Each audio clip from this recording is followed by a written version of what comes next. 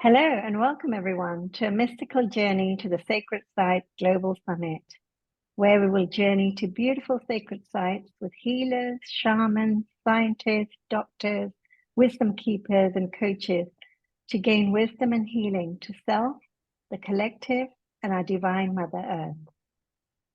During the course of this event, you will learn that a sacred site is not only an external place or structure, but also our own body. You may have heard of the term, your body is a temple. Therefore, we will also journey inwards to access our internal sacred site, for example, our sacred heart.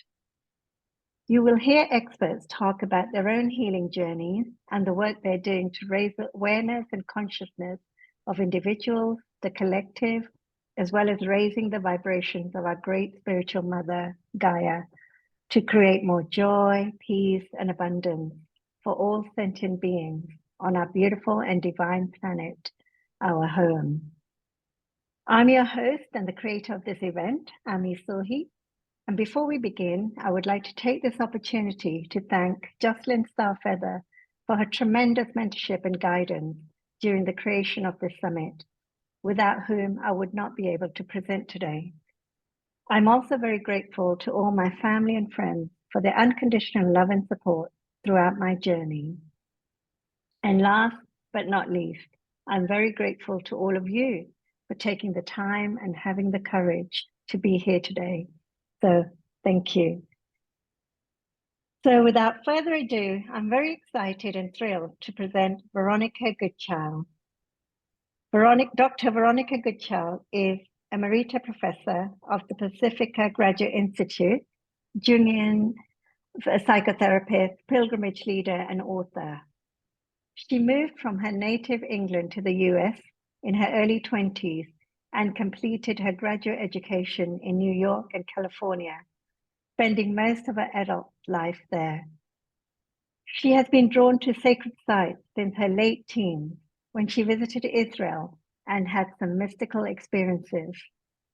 Over the years, following her interests and promptings from dreams, she has visited the ancient sites of Greece, the sacred valley around Cusco in Peru, the goddess temples of Malta, and the ancient sites of Egypt, France, and England.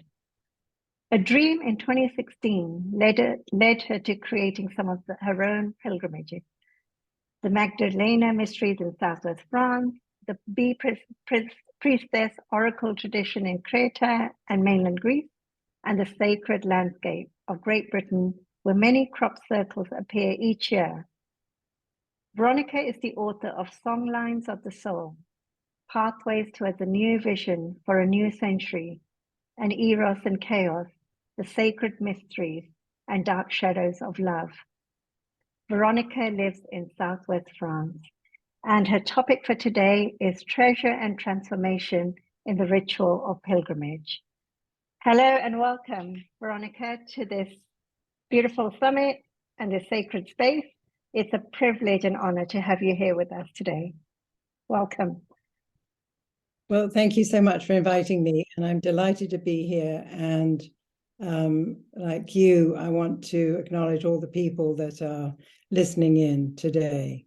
But thank you so much for organizing this summit, because it's one of my favorite topics.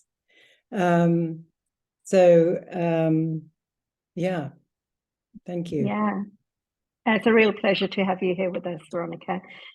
So, Veronica, how did you discover pilgrimage and the joy of visiting sacred sites?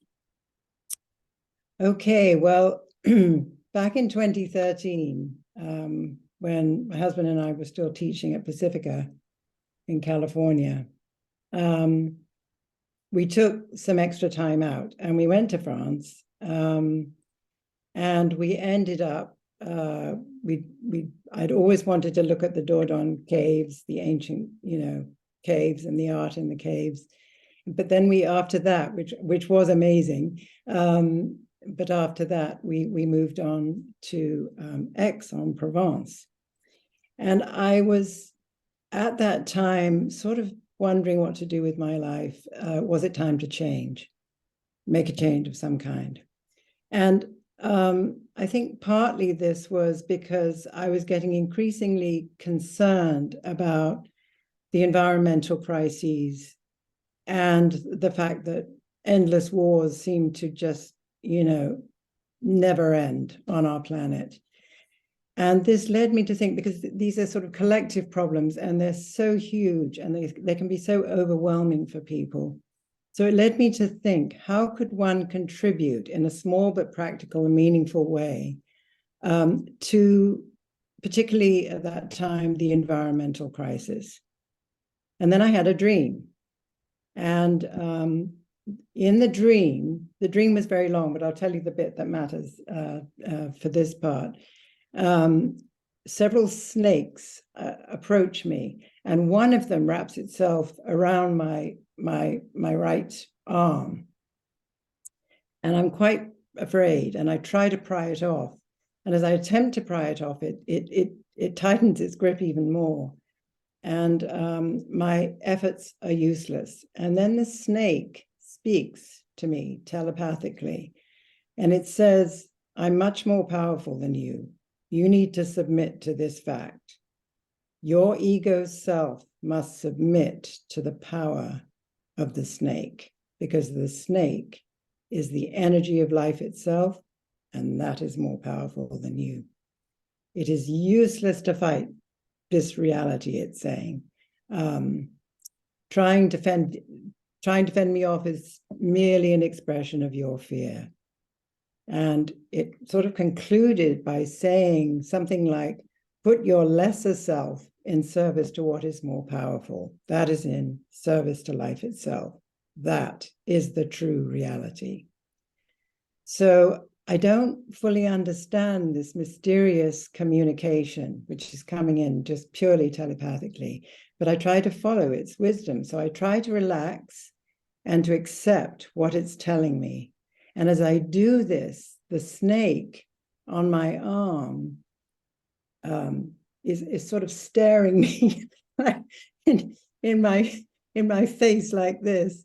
And the space between us, though, opens up this sort of portal, this mysterious portal. And what I feel I'm glimpsing is the energy of space itself. In other words, it was like an underlying reality, not available to our ordinary state of consciousness. Perhaps it's what the physicists call the 0-point field or the quantum plenum. I have no idea, but I marvel at it, as if I'm marveling at the essence of the mystery of life itself. And I feel very humbled by this vision, but also very in awe of it. And the effect of this dream was to make me realize on a sort of personal level that I needed to put aside my more intellectual side, which is very important to me as well, because it's, I love all the research and the all of that stuff, and that's why I enjoy teaching so much and writing. But as a Jungian psychotherapist, when you have a dream, you write it down and you write your associations to the dream down and all of this, and you move from that towards deeper and deeper levels of dream work. But I felt in this instance that doing all of that was great, but it just wasn't adequate. And I thought, okay, I can do all of that, but what I need to do is I need to get out on the earth, and I need to walk. I need to put my books aside and I need to walk, because snakes, they have such a huge mythology, but they, among many, many other things, they signal the spiritual wisdom of the body and the power of the instincts, to Kundalini energy and serpent wisdom. And they're connected to the goddess, and they're personified by Black Madonnas. And they point to sort of, oracular knowing, not knowing with the mind and the head, but knowing from the deepest instincts, because you know that's true, and it bypasses, that level. And so this was, yeah, this dream was obviously very powerful, and it had this result of pushing me out seriously into walking. And at that time, we were living just at the foot of Mont Saint-Victoire outside Aix-en-Provence. Literally, we happened to be in a rental right at the foot of it. So every day, I got up, and for about 2 months, I simply just walked on this mountain every day, discovering different paths. And I did it in a particular way. It wasn't just like going for a walk. It was, I felt that, with my concerns about the earth, I thought, actually, I've got to listen to the earth. I've got to listen to what the earth is saying about these problems. Not just all the science, which I know is important, but it makes you so terrified, it just freezes you, when you read it. And it's, I hate to say this, but it is also one perspective. And my dream was leading me, though, in a very different direction. And so for 2 months, I walked, trying to be as aware as I possibly could of my environment. And I realized that doing this really awakened me to the presence of the spirit of nature itself, perhaps a bit like what the snake was trying to show me in the vision. I don't know. I've only just thought of that just now. I've never made that connection before. But this happened particularly at the end, because actually, this 2-month walk pushed me onto my first, pilgrimage path. But yeah, what happened at the end was that I found that I was really sad to leave the mountain. And then that made me realize, oh my God, I have actually made a connection with this mountain. I've made a connection to the spirit of this mountain, not as a rock, but as a spirit. And I was so sad to leave it. And I remember it was a really hot September day and everything was incredibly still. And so I decided, in a kind of ritual way, just spontaneously, I'm going to just express my feelings to the mountain, which I did. And I just said, thank you for accompanying me. I'm sorry to leave you. This has been really important to me. You've helped me decide to go on this pilgrimage route. And I was thanking it. And suddenly this huge wind came up. It just out of nowhere. And it just as if encircled us. It was just, and it was so shocking in the sense of unexpected and awesome. And I knew in my heart that I had been heard and I had been responded to. So that was huge for me, that felt sense of the soul of the earth. As I say, that I think is the serpent wisdom, the knowing from some other place than our rational minds.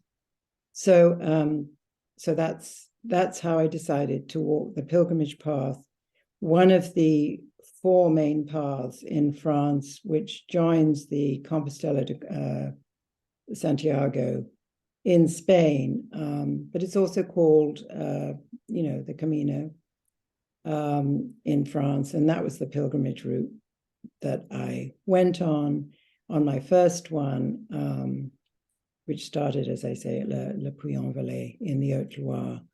And I'll come back to that. So this was the sort of conscious decision to do pilgrimage, but it really began in a less conscious way. And that's the Israel experience that that you mentioned. When I was 18 and finished my A-levels at grammar school in England, my parents said, what do you want to do? And I said, I want to go to Israel. And it was sort of like, I'm not quite sure quite where that came from. But anyway, they said, okay. So I went to work on a kibbutz ended up in northern Galilee. But we worked in the morning because of the heat, picking apples, but in the afternoon, a friend that I made there, another English girl, and I would go hitchhiking, and we'd go to all the sacred sites that we could go to that you hear about in the Bible and all of this. And so two major experiences happened when I was there. One, when I was at the Sea of Tiberias, and I can only describe it as suddenly slipping into another place where I experienced the world as a kind of thin veil through which a kind of invisible light came through from another world behind it. It was almost as if it was literally the world, the solid world that we know in everyday experience, which was actually like a floating curtain.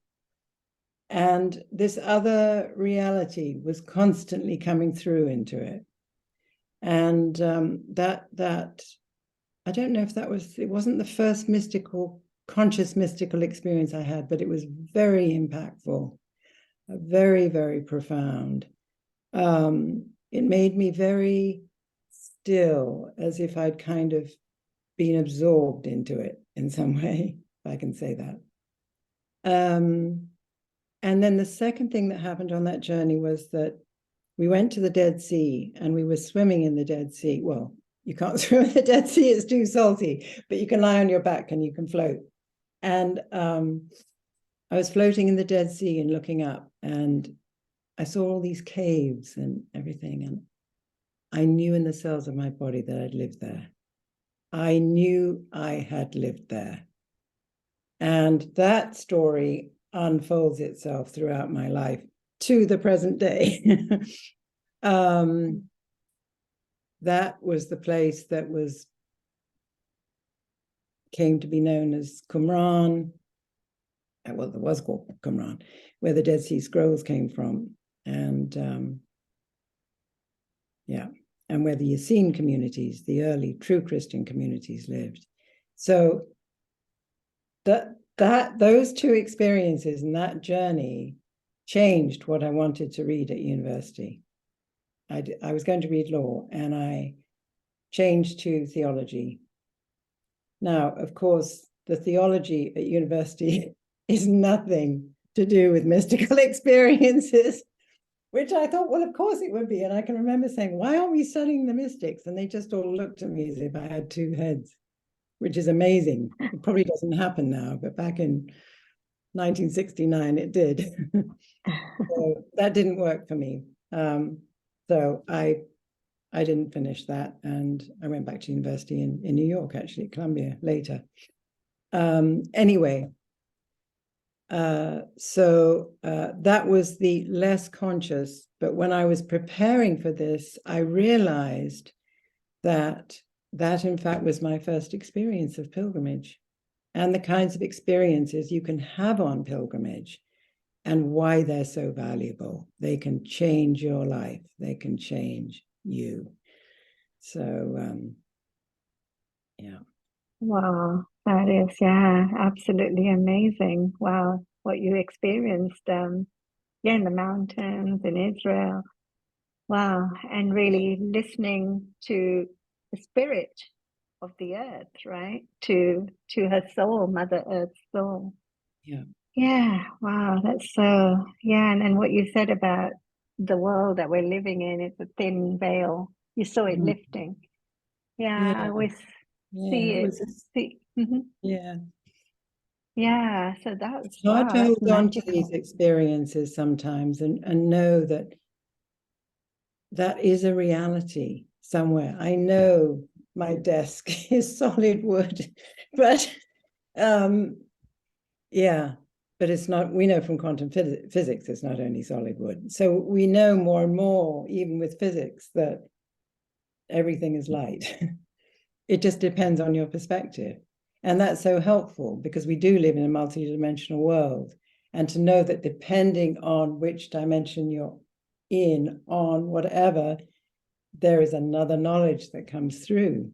That's amazing. That's what we're reconnecting with today. Yeah, absolutely. We're reconnecting to the power who we really are, really finding out who we truly are, dimensional beings, actually. Yeah. Absolutely. Yeah. Wow, that was your experience in Israel, like a treasure opened up for you. So, Yeah. what are some of the other treasures of pilgrimage and visiting sacred sites? Well, to give a very specific example, let me tell you one thing that happened amongst many things that happened on the Le Puy route that I walked. The first one I only walked for 12 days solo. I did it as a meditation for the earth.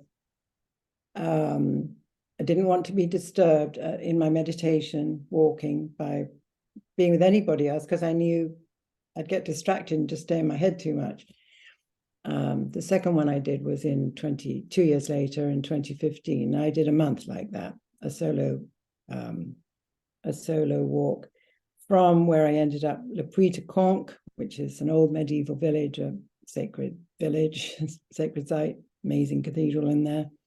And then the second part was Conques to Saint-Jean-Pied-de-Port, which is where the last village in France before you walk over the mountains and do the Compostela across. Well, you can go across northern Spain along the coast, or you can just go the sort of more conventional route to the end, which is not necessarily Santiago. It's actually Finisterre, which is on the coast. But anyway, I haven't done that one, but I hope to soon. Yeah.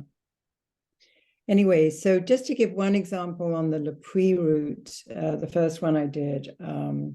So it was, I don't know, I remember this, but it was the autumn equinox. And I was musing about what the equinox is, how we're leaving summer behind and going into the kind of sleeping, dreaming time of autumn and winter.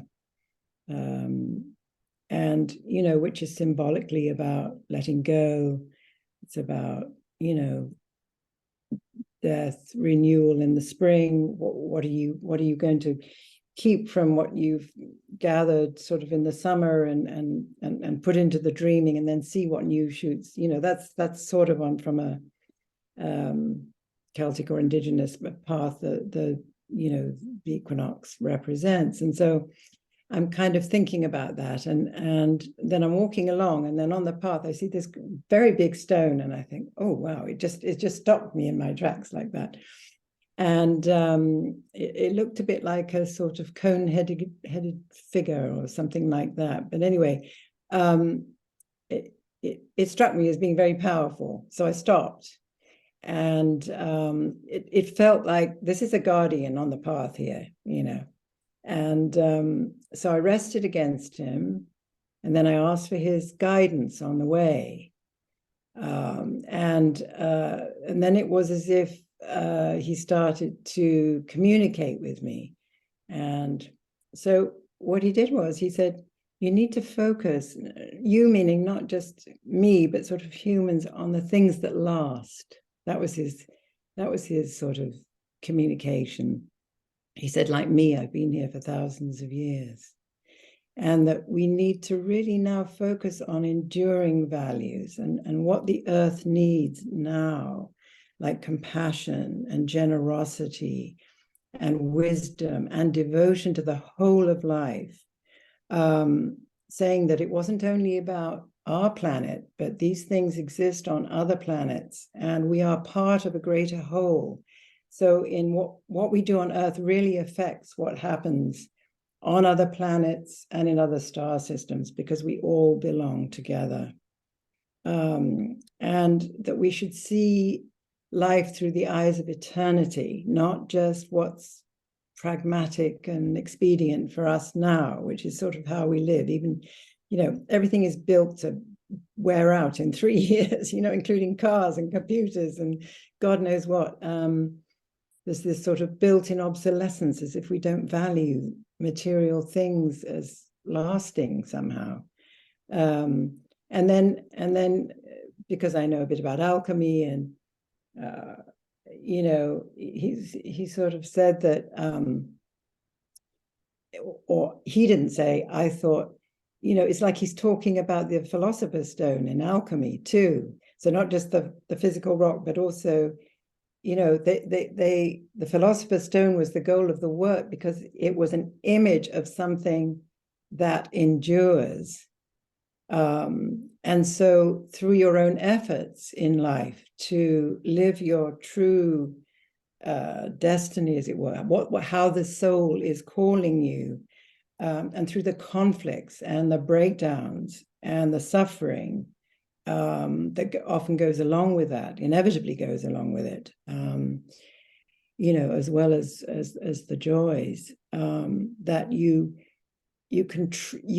you're creating something in yourself that endures. Some call it the subtle body, some call it the resurrection body. The subtle body was also, what the philosopher's stone referred to, and so that was more like an association that I made with the rock. But philosophy is really the love of wisdom. So it's the stone of wisdom. It's what we cultivate as we mature, as we meet the challenges of our life. But also, I noticed suddenly that at the base of this rock, there was a bee's nest. And so I noticed the bees, and then he started talking to me about the bees. And he talked about the bees as how incredibly valuable they are to the planet, because oh my goodness, they are responsible for so much, a third of our food supply, or even more, I think. And he talked about, how they work together, but they work for the whole. They work in service to, the queen bee. But each bee has its own job, and that we need to think more in terms of community, not just ourselves, but how what we do affects communities, then how it affects the planet, then how it affects the galaxy and the broader universe. So from that, me being me, I did quite a lot of research when I got home about bees, not just how bees operate, but also mythically. Bees are the priestesses of Demeter. That's partly why we went to Crete on one of my journeys to really honor the bee tradition, the priestess bee tradition.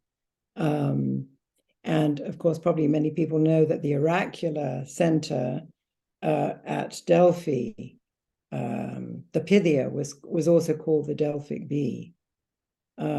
So, and you think about honey, you think about how honey is used to be used for embalming, for example. It was transformed into mead, into an intoxicant for sacred rituals. No doubt part of the ecstatic rites, maybe even of the Demeter Persephone mysteries in Greece. And then you think about how we get wax from them, and how we light a candle, because beeswax, pure beeswax, clears the atmosphere. But we also pray or create sacred space out of, burning a candle. But then I also came across a book, The Shamanic Way of the Bee, which fascinated me, and that led me to a place called the Path of Pollen, which is part of the Sacred Trust in England. And the Path of Pollen is an ancient European indigenous shamanic path. And there's a course that they do called the Way of the Melissae, which I ended up doing. It was fascinating because it's an ancient feminine oracular tradition that comes from Eastern Europe, and I'm sure was active and known about in Crete and other parts of Greece and elsewhere. But it's a tradition that engages, transformation, and divination is taught, and there's a humming mantra that you do to enter into a slightly different state of consciousness to access the oracular wisdom. So it was an extraordinary experience, and so and also Rudolf Steiner's essays on bees, which are fascinating. But as you can see, if you engage the imagination as you're walking along, or just notice how your imagination is being activated, what you learn, and then what you learn by speaking to the denizens of nature, rocks, birds, whatever cross my path, rivers, and listen into the sounds and the smells and the atmospheres of forests. As I walked through forests, it was absolutely beautiful route, by the way, Le Puy-de-Conques. Oh, stunningly beautiful. Up mountains, down valleys, amazing. But if you have the intention, I guess I want to say, to, on a pilgrimage, to open to what wants to present itself to you, just in your consciousness, if you do it, things happen, synchronicities happen, magical things happen and teach you. And sometimes those things can, when you get home, lead you into either further research or something can change your life, both inwardly, but also perhaps in terms of what you do in your life, not necessarily changing your job, but what you bring to your job, maybe something like that. So there are many, many extraordinary gifts that come with making yourself available, stepping outside the ordinary world to make yourself available for a transformative experience that I would suggest before you even, not just for yourself, but for others too, because that's the world we live in. We need to be thinking about, how what we do affects the whole, as I said before. So again, it was an experience of feeling that soul of nature deeply, feeling nature was completely alive, filled with spirit, soul. And I think one of the main things was feeling that my heart was opening. I felt like my heart was opening. It helped me open my heart more. And I was profoundly grateful for that.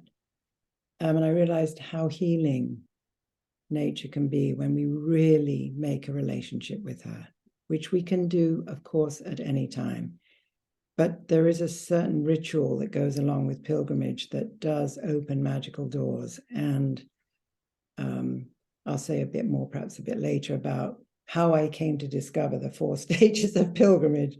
So, and the other thing, the main message for me on this journey, particular journey, was that the earth said to me, basically, I do not want to be fretted over. Only I want to be loved.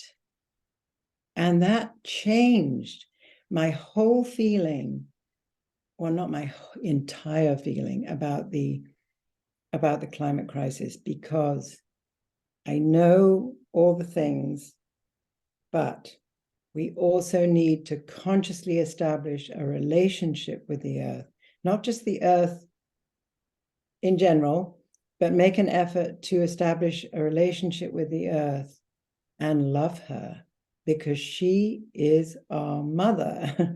She provides and loves us. And listen, the planet's going to survive, the earth's going to survive. That's not the problem.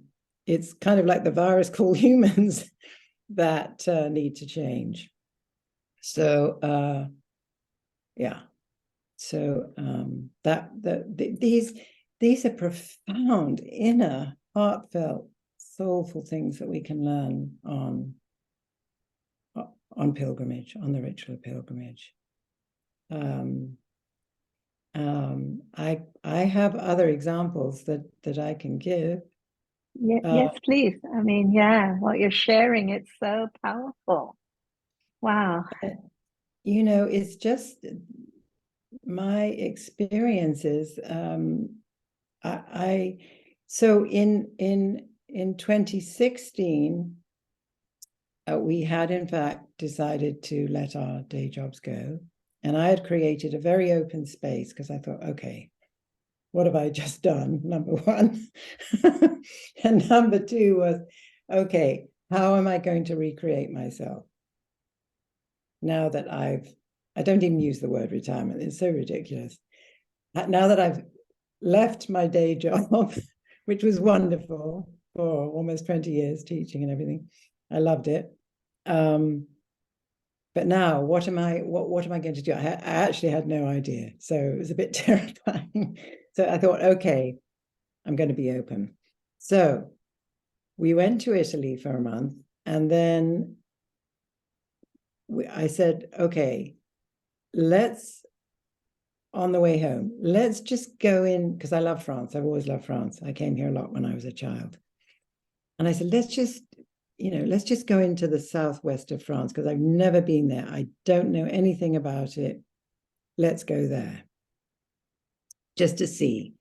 And we were sort of thinking at that time, shall we move to France? Shall we, shan't we? Oh, I don't know. We were betwixt and between. So I said, let's just, so we took a bus from Perugia, where we'd been staying. And I said, let's get a bus, because then we can see the beautiful landscape all the way up. So the bus we got to on the first day, we had to stop at Genoa overnight. So that night, the night of the day before, the night before the day where we were going into the Languedoc, I had this vision. And the vision was, it was a dream vision. I was fast asleep, but it was so numinous, so powerful. It was like a dream vision, and it was of Grail chalice coming up out of the ocean. For those of you who may or may not know about the Grail legends, but the Grail legends burst onto the European scene in the 12th century. And there's a lot that can be said there, but I don't want to get distracted. And it's really about the path. There are all these different stories that came on, and it was a kind of symbolic tale about the journey of the soul. It's a beautiful story. So the Grail symbolically has been known as a chalice, the chalice of the Holy Grail. I mean, perhaps Monty Python people know, at least something about the Holy Grail. Many people have heard of it, even if they don't know much about it. Anyway, I did know something about the Grail, because I taught a class on it at Pacifica, the myth of the Grail.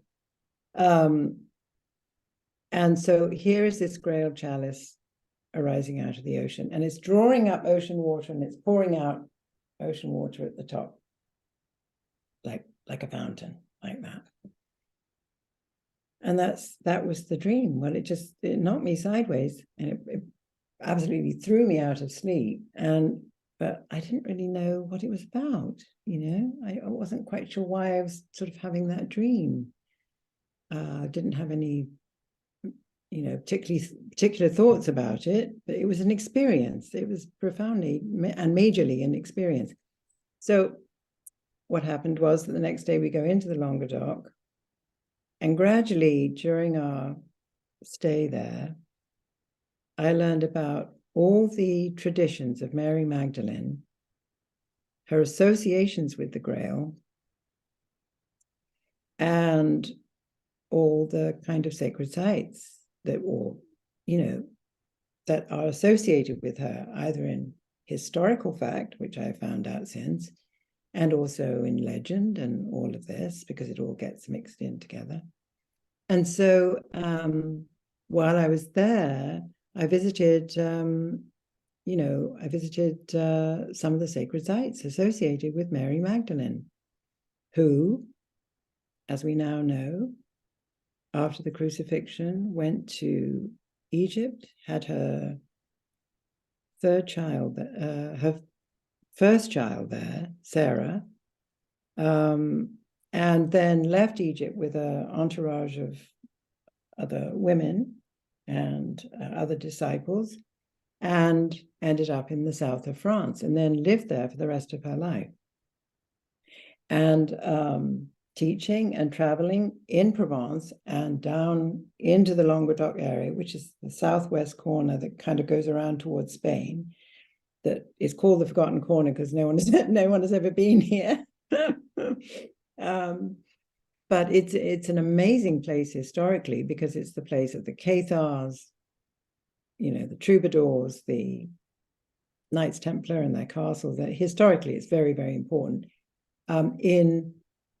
from particularly the 11th to the 13th centuries. And the Cathars lived there, who were a kind of Gnostic Christian group who followed Mary Magdalene and Jesus, and who had nothing to do with the church because they thought the church was corrupt and about power and wealth and all of those things. And so that's a whole other story. But so I went to many of the sacred sites there. And when I got home, I went into a kind of meditation, because I thought, I still don't quite know what this dream, how this dream of the Grail Chalice is connected to my life specifically at the moment. And so I went into a kind of meditation, I do a kind of meditation. It's like a shamanic journey type of thing. I sank down into it and I was asking, I said, can you help me understand how I need to relate to this dream vision? And Mary Magdalene appeared just like that. And she said one phrase to me. She said, follow the path of the blue rose. Follow the path of the blue rose. And then she went. And so then I thought, what's that? And that's a whole other story. But all to say, that event and that first meditation that I did and subsequent ones that I did set up these kind of dialogues with her. And out of those dialogues, several things happened. One of them was, at one point she said, now you're learning all this about, basically the authentic stories about my life and the life of Jesus and that whole story. And she said, so you might want to share this knowledge with others. And I thought, oh, well, how can I do that? And she said, I don't know, make it up. So she that's how I started my own pilgrimages. I decided I would do pilgrimages for other people. And how that worked for my life was that it could link my Jungian mythic background, all of that, with sacred site visiting and being on the earth. So it brought all my interests together in one place. So again, that's how going to sacred sites, whether you're on an official journey or not, can lead to a change in your life. And then there's some experiences in Egypt as well, which are pretty important. But I don't know if that's enough, perhaps. Yeah, wow. Very powerful shares. Thank you. Thank you, Veronica. Wow. And the path of the blue rose, right? That's the message you got from Mary Magdalena. Good, Yeah. What is that? Did you discover what that is Oh, exactly? well, at the time, this was 2016, I looked it up online. There were one or two entries. I'd never heard of it. There were one or two entries that I didn't resonate with at all. But someone a bit later told me that the early Essenes, who were the early Christians that actually lived and grew up around Jesus and his family, who actually taught what Jesus, even in the canonical texts, speaks about what Christianity is about, which is about caring for the downtrodden, opening the heart. It's all about love, really, as we know. Of course, it's not been about that in the history of the church at all. It's been quite the opposite. In fact, the Cathars were obliterated by the Roman Church in a genocide. I mean, it's horrendous what's gone on under the name of Christianity, as we know.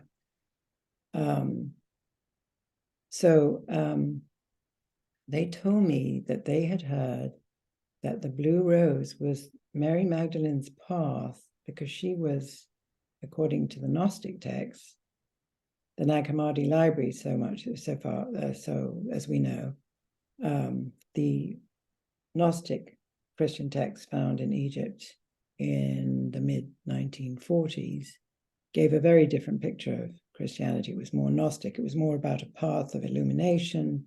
It was not about any orthodoxy. It was about you find your own path by doing your own transformative work. And there are, rituals and initiations that go along with that. They said that the teachings of Mary Magdalene specifically were called the path of the Blue Rose. I had no idea about that. And so I thought, okay, so what's my relationship? So I kept asking, I said, how do I do this path of the Blue Rose? And it was basically, the communication was basically, it's like the serpent wisdom. Follow the crumbs in the forest. Follow your own intuitive way, using your dreams, your walking, your research, your whatever you know what your interests are. Use all of it, and it will come to you. It will just formulate itself. And that's what I mean about that early experience at the Dead Sea and the Qumran and knowing I lived there. And today, still following, as it were, not some prescribed path at all, but following the path that is disclosing itself to me. And I get hints and messages along the way, such that, for example,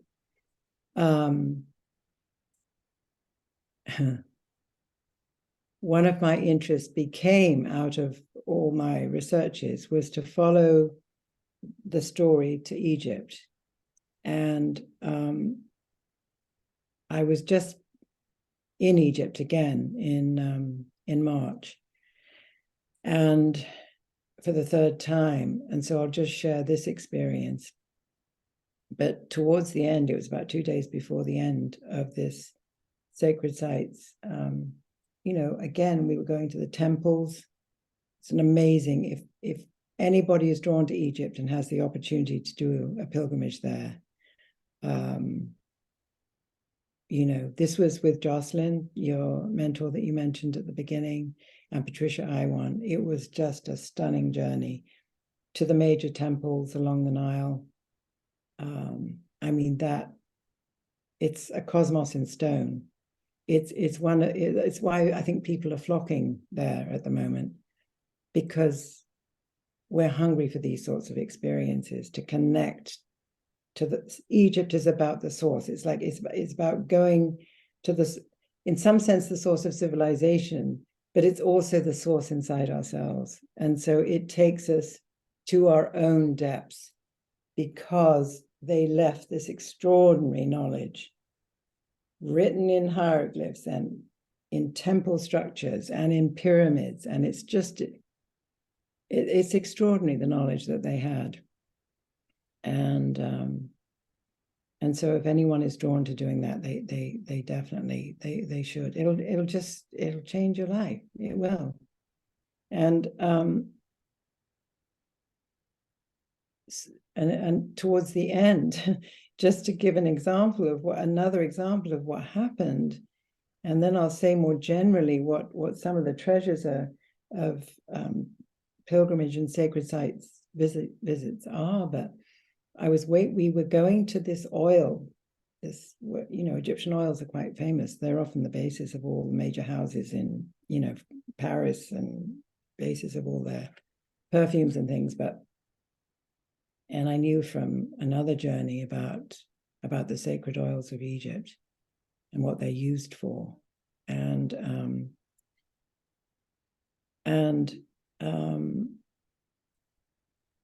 So we were about to go to one of these oil producers, and so we were getting off the bus, and I was just standing there waiting for other people to assemble, getting off the bus, and I looked down and I see in the gutter a tiny chalice. I have it here. I'll show it to you. Oh, wow.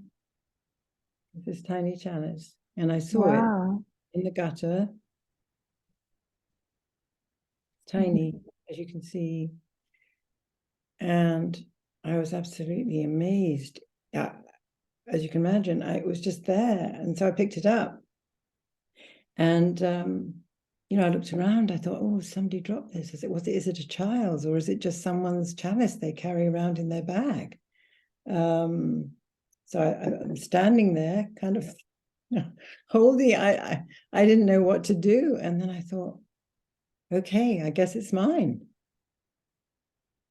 So it's got roses on it, and it's got, I don't know if you can see, it's got roses on it, and it's got hearts. Mm-hmm. Can you see? Wow, yeah. Roses Beautiful. That is, yeah. Just so charming. And it's not perfect. It's a bit battered, which is probably not a bad thing. We do get battered on the journey through life. And so that day, so we went to the oils. Mary Magdalene is known as a miraphor. A miraphor is a priestess of the sacred oils.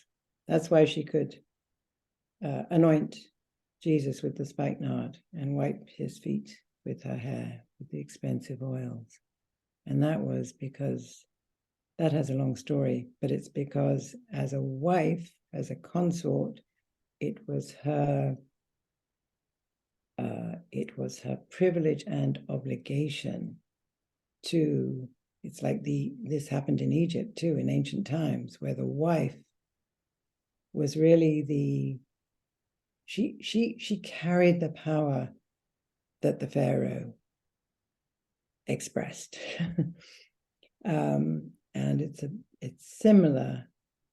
It's hard to say these things because I can't say more about it in this context. I don't want to give the wrong impression, but it's a powerful story. These other stories of Jesus and Mary Magdalene, and of course the chalice was connected with the Last Supper as well, and the legends of it being carried by Joseph of Arimathea to Glastonbury.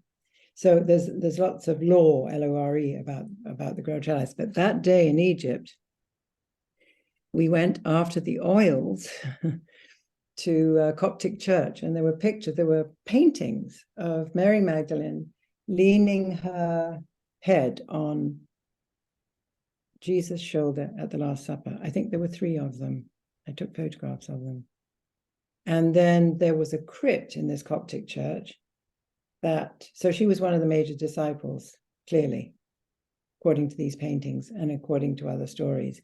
But in the crypt of this Coptic church, there was a sanctuary to Mary Magdalene, and there was an icon of her, and underneath was a Grail chalice. And so that all happened on one day. So then I thought, okay, here is the chalice again. How is this journey that I just took to Egypt connected in a way that I haven't discovered yet with the Grail and the Grail chalice and all that that represents? And so that's my next kind of unfolding.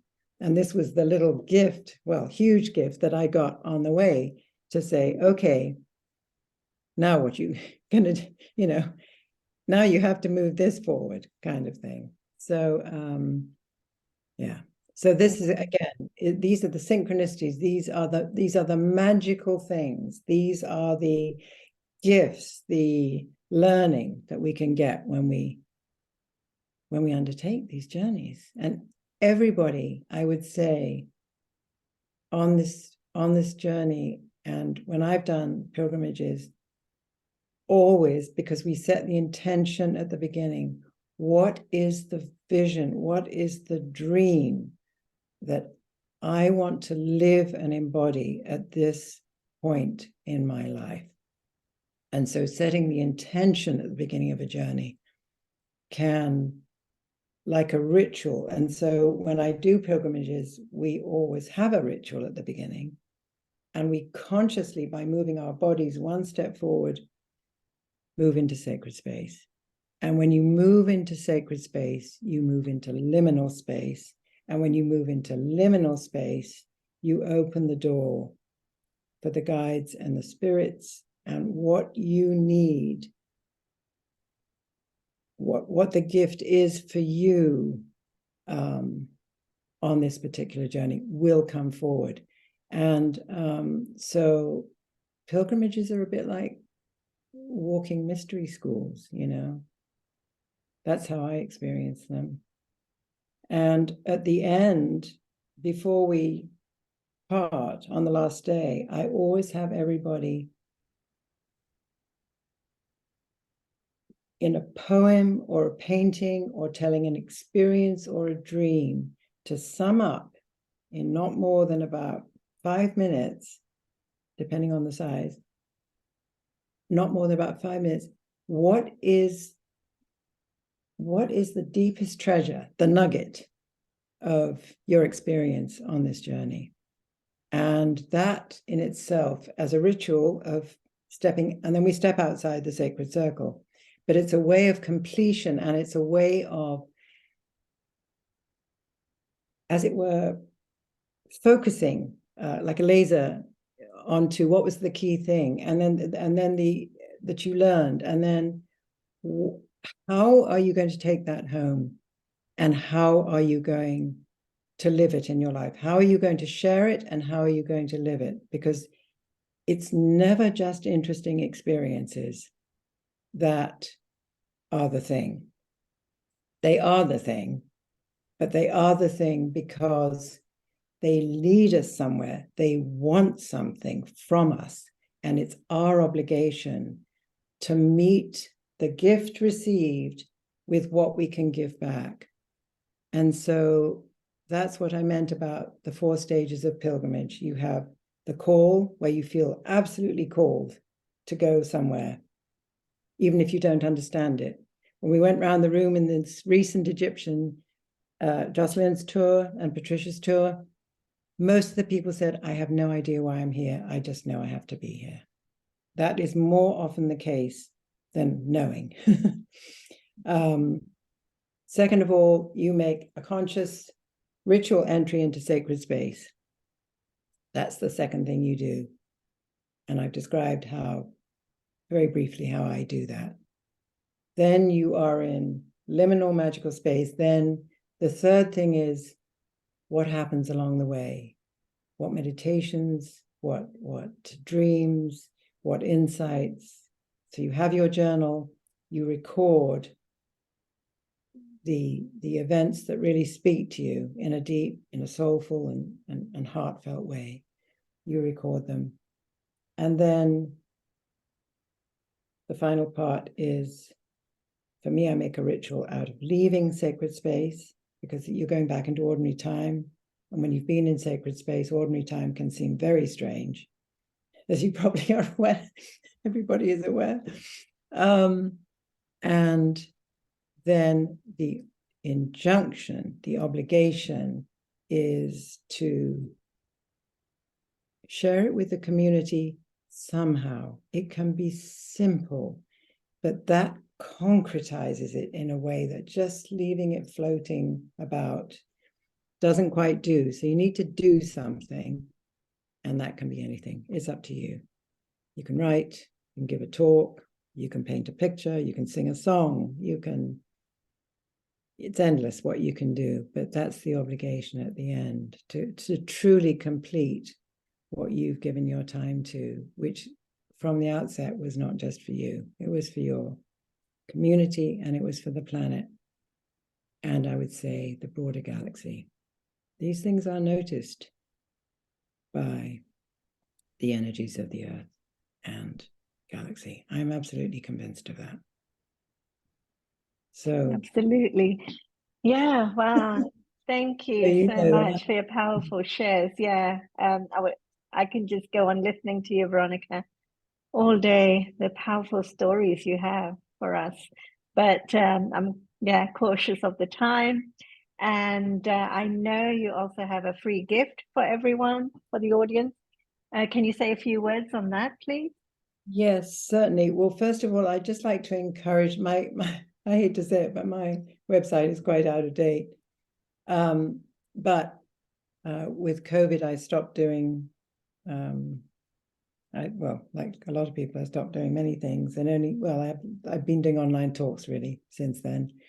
But I'd like to encourage people to go to my website, because it does have articles that one or two of you or some of you might be interested in looking at.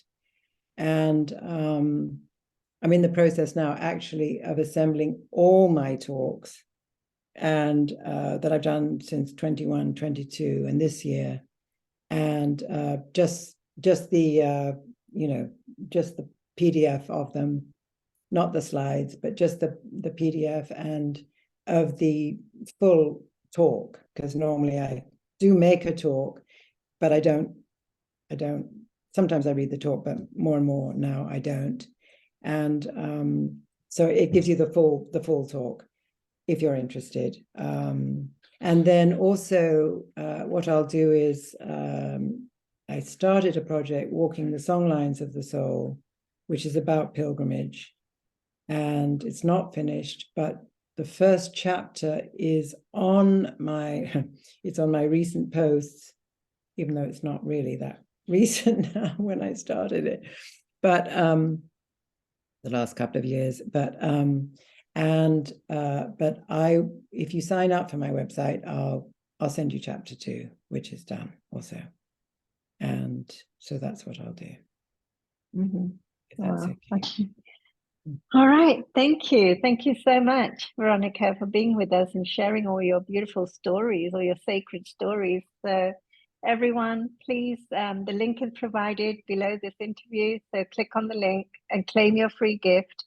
Check out Veronica's website, and you'll find loads of treasures in there, on her website. So please go and check out Veronica's website and all her papers and blogs that she's been writing and the new projects she's working on.